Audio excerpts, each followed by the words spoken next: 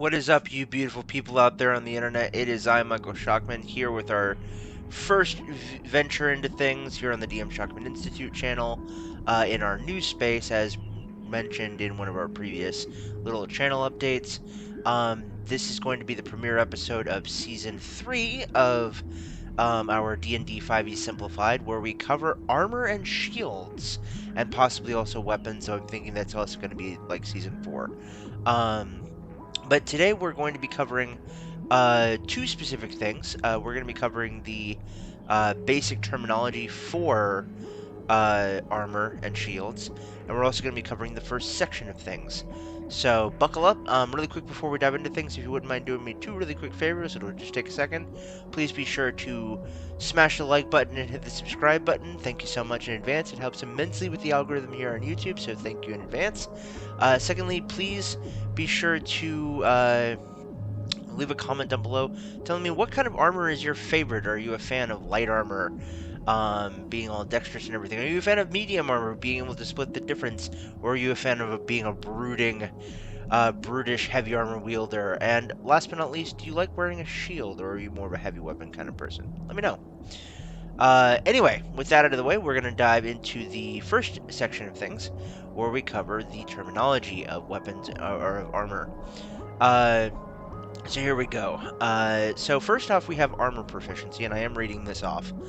We have armor proficiency. Anyone can put on a suit of armor or strap a shield to an arm. Only those proficient in the armor's use know how to wear it effectively, however. Your class gives you proficiency with certain types of armor.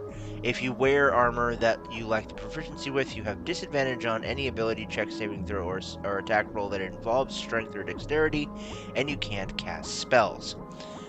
Next, we have armor class, or AC, which is as thus: armor protects its wearer from attacks. The armor and shield you wear determines your base armor class. Next, we have heavy armor. Heavy armor, or heavier armor, interferes with the wearer's ability to move quickly, stealthily, and freely. If the armor table shows strength 13 or strength 15 in the strength column for an armor type, the armor reduces the wearer's speed by 10 feet unless the wearer has a strength score equal to or higher than the score listed above. Next we have stealth. If the armor table shows disadvantage in the stealth column, the wearer has disadvantage on dexterity stealth checks. And last but not least, we have shields. A shield is made from wood or metal and is carried in one hand. Wielding a shield increases your armor class by 2. You can benefit from only one shield at a time.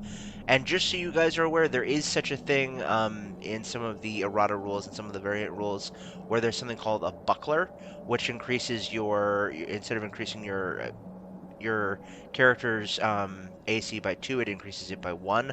I haven't seen a lot of people do this, but I know that it at least used to be something that was able to be done, so take it as you will.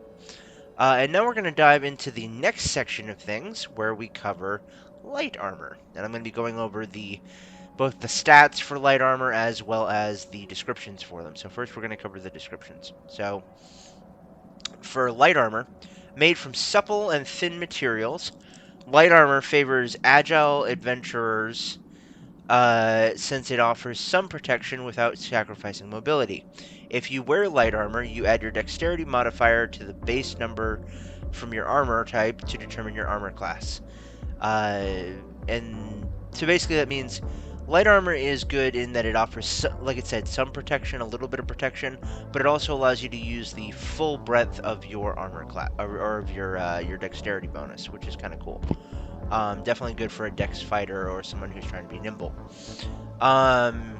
In the light armor category, we have 3 specific things, one of which almost nobody uses that I know of, which is unfortunate considering it was one of the most used types of armor in real life.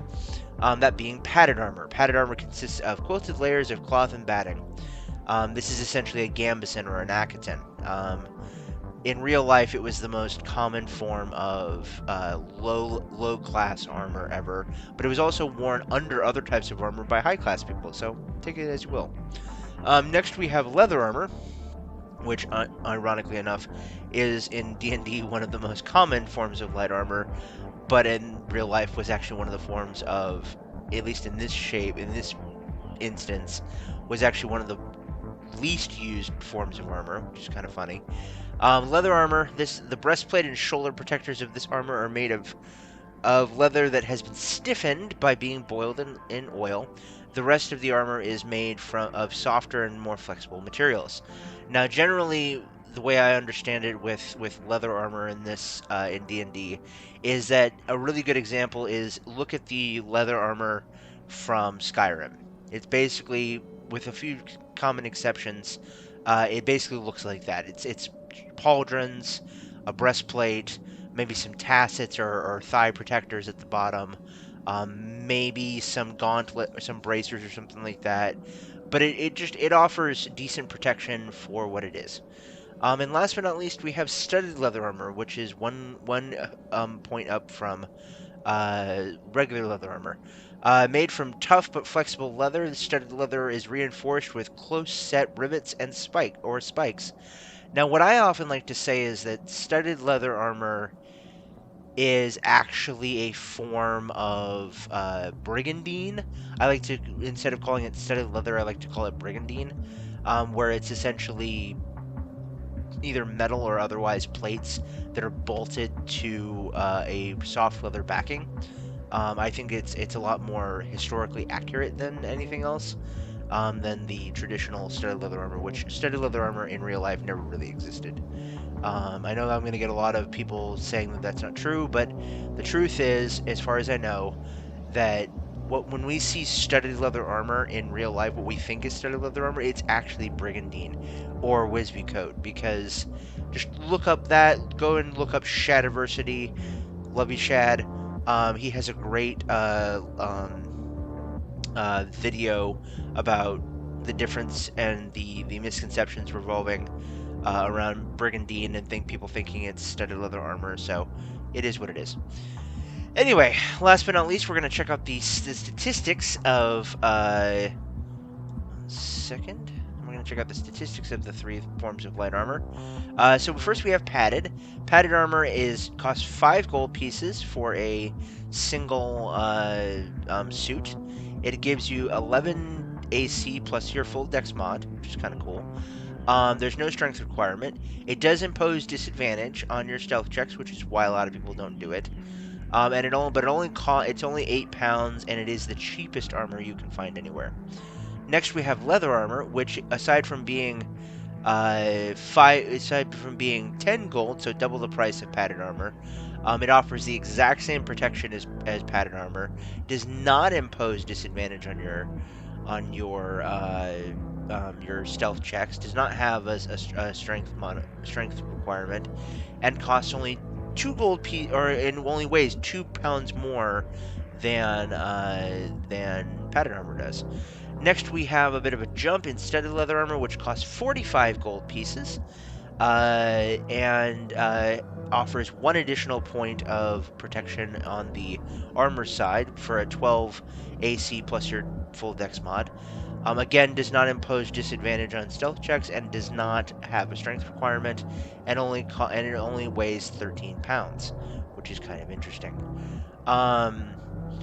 All I can say about light armor, guys, is that it is a nimble and dex person's best friend. Honestly, I found some. If you have a 20 dex and you can get a +1 suit of studded leather armor, you can actually get a decent AC. Get that with like a ring of protection or something like that. You can get a pretty damn good AC. It costs a little bit more than what would normally. It may not even cost more now that I think about it. Getting a +1 suit of studded leather and then getting a ring of protection. Just look into it and tell me what you think. Leave a comment down below telling me what your favorite combinations of light armor are. Are you a fan of magical light armor? Are you a fan of homebrew? Tell me down below.